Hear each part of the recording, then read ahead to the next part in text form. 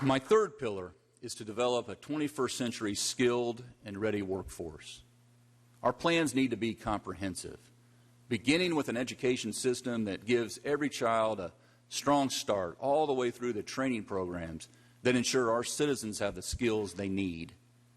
Therefore, we must make sure that our resources are properly aligned to produce the skill sets our businesses crave. And I look forward to working with Representative Houston to develop and create and reconfigure and align that workforce, all those development programs and funding so that the needs of today and tomorrow are satisfied. But it all starts way before that first interview. Our most vulnerable children deserve a fair start too. So I called for us to double the state's investment in pre-kindergarten to $20 million annually.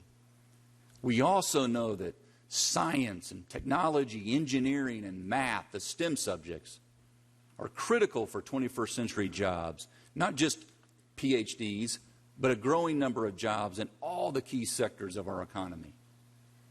Yet the many statewide efforts to boost STEM education are often independent of one another. So we will invest $1 million each year to lead a statewide effort to better coordinate K through 12 STEM education throughout Indiana and tap into the synergy that is well within our grasp. At the same time, more than half of Hoosier schools lack Wi-Fi in their classrooms. To improve digital connectivity, we'll increase state funding by $1 million annually to enable more schools to participate in the federal E-rate matching program. Our needs extend well beyond the classroom. Right now, there are 30,000 unfilled jobs in Indiana, and some 2 million Hoosiers do not have the education and skills needed for today's jobs. So we'll invest some $2 million in this budget to create regional jobs-ready grants to help current workers complete credentials and certificates in high-demand, high-wage fields so they can enter the workplace, sometimes re-enter the workplace in more skilled and highly paid positions. Finally, I propose that the Superintendent of Public Instruction become a position appointed by the governor starting in 2021.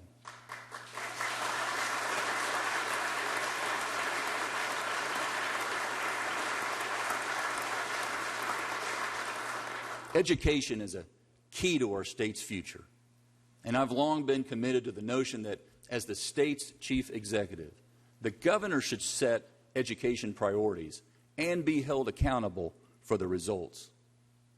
I have great respect for our new superintendent, Dr. Jennifer McCormick, and I look forward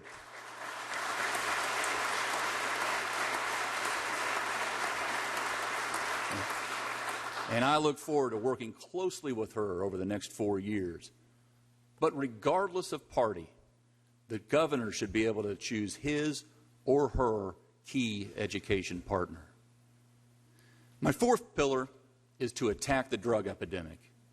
This is a problem that's taken an enormous toll across the country, and Indiana has not escaped the pain.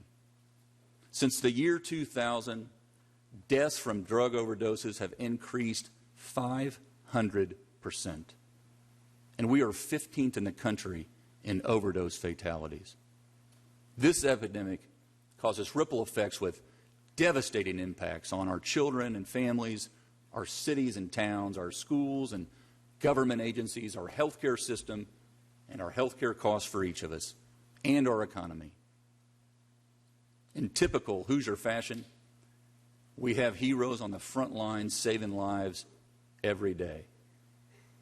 They include the public health nurses who run syringe exchange programs in 9 Indiana counties. Paula Malpin from Fayette County is here with us tonight. Thank you, Paula, for your unwavering service to those who are battling addiction.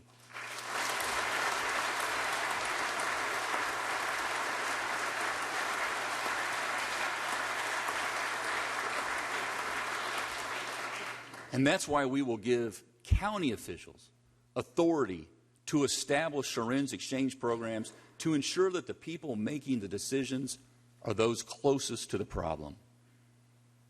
But we need to do more, much more. So we're going to attack this problem on all fronts: prevention, treatment, and enforcement. Earlier this month, I announced the creation of a senior executive reporting directly to me to oversee our efforts to deal with this epidemic. And I'm pleased that Jim McClellan, a former longtime CEO of Goodwill Industries, has agreed to join our team. I can't think of anyone who has a better mix of skills and experience to fill this critical role. We plan to limit the amount of controlled substances, prescriptions, and refills, enhance penalties who commit pharmacy robberies, and upgrade the Indiana State Police labs to fight the drug epidemic.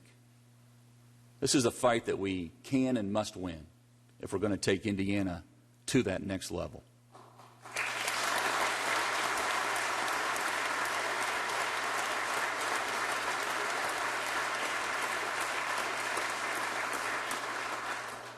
My fifth and final pillar is to provide great government service at great value to taxpayers.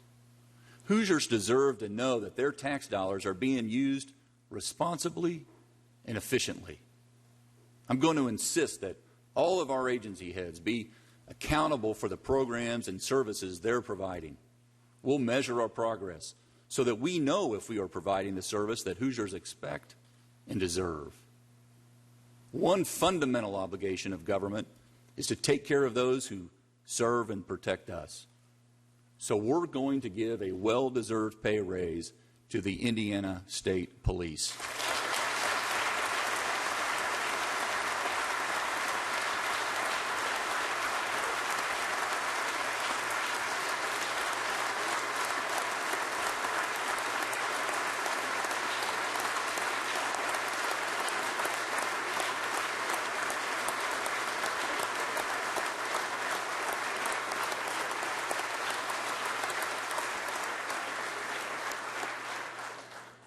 And every Hoosier understands the special place that veterans have in Indiana.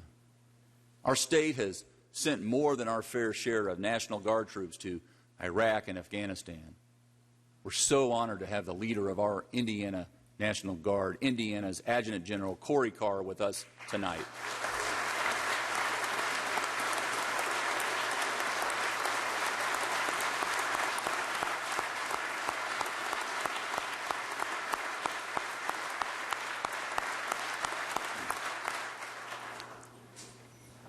And we'll honor our veterans and their service by exempting their pensions from state income tax, which will make it easier for them to stay here and attract other patriots to our great state in their post-military careers.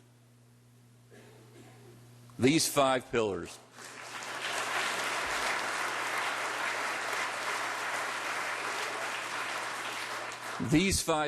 are where our team will focus every day, on ways to take our state to the next level, to make Indiana the very best place you can live, work, play, and stay. And I invite all of you, and I mean all of you, to join me on this mission. My time in the Navy taught me that each person is vitally important to fulfill the mission if you know you can count on the person on your left and on your right. I will continue to reach out to everyone with ideas that can lift all Hoosiers, including those who may not always agree on everything, but are willing to find opportunities to solve problems and move our state forward. I will leave you with two quotes from one of the greatest Hoosiers and greatest Americans who ever was, Abraham Lincoln, a man that I have studied for many years and is one of my true heroes.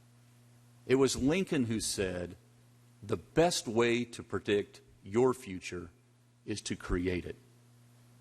As we lead Indiana into our third century, even as we sustain those many things we're doing well, let's not be afraid to think big, be bold, and act with courage. Lincoln also said, "Commitment is what transforms a promise into reality. Colleagues, you have long shown your commitment to the state we all love. To you and my fellow Hoosiers, I pledge my full commitment to the work of transforming these promises into reality and taking Indiana to the next level. God bless you all, and God bless Indiana.